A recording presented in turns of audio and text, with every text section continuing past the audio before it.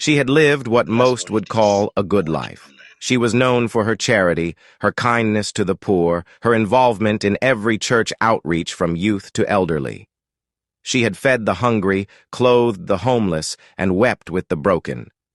People looked up to her. She had lived a life for God, at least that's what everyone said. And then one night, at 80 years old when she went to sleep, her breath grew shallow, and the silence in her room deepened. The world fell away. She passed suddenly in her sleep. Her soul, clothed in light, ascended into a realm where time lost meaning. Before her stood a brilliant golden path that led to a vast gate made of pure pearl, the heavenly gates. The air shimmered with divine glory. An angel, radiant and solemn, stood before the gate with a massive book in his hands, the Lamb's Book of Life. She felt a swell of joy and relief. "I'm home," she whispered, smiling.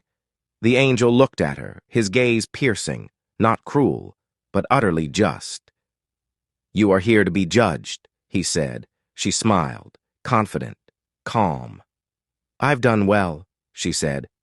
"I fed the hungry, clothed the poor, I gave, I prayed, I walked the floor at midnight, whispering prayers through tears.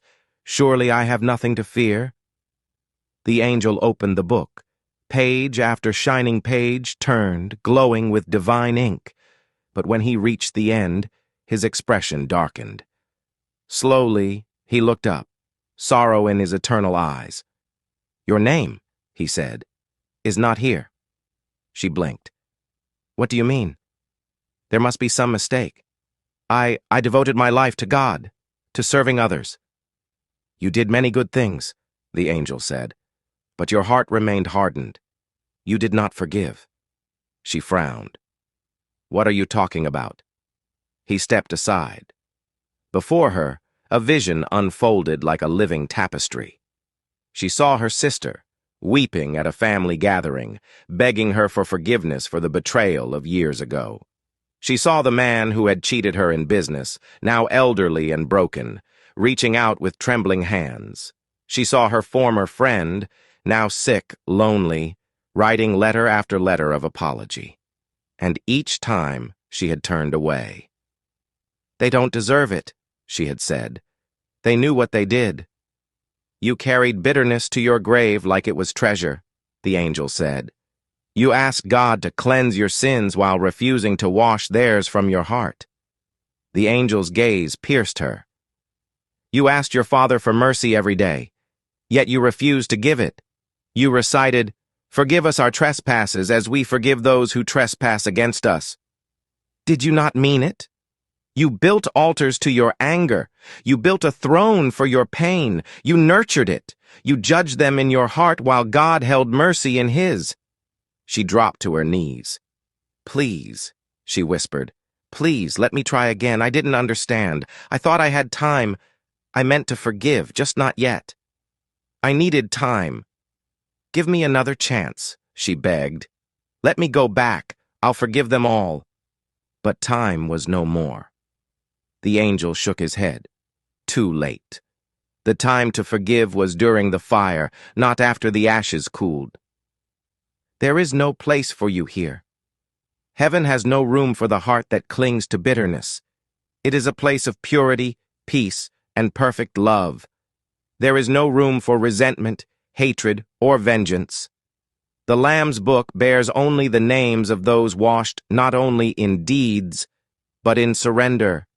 And you refused to surrender your judgment to God's. You chose unforgiveness over peace," she screamed, not in torment, but in regret. So close, so far, all for a heart that chose unforgiveness over peace. The angel turned. One last whisper as eternity closed. "Mercy withheld, is mercy lost?" The gates began to fade. Her chance, slipping like water through fingers. Light dimmed, the ground cracked beneath her, and suddenly the brilliance of heaven was torn away.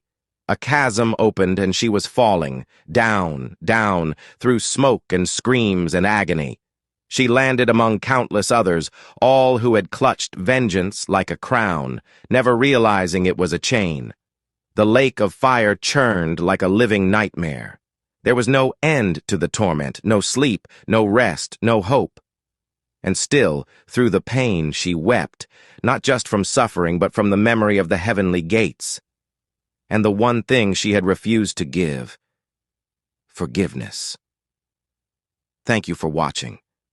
Please share to all friends and loved ones. It might help save a soul. And always remember what Matthew 6:15 says to all of us. But if you do not forgive others their sins, your Father will not forgive your sins.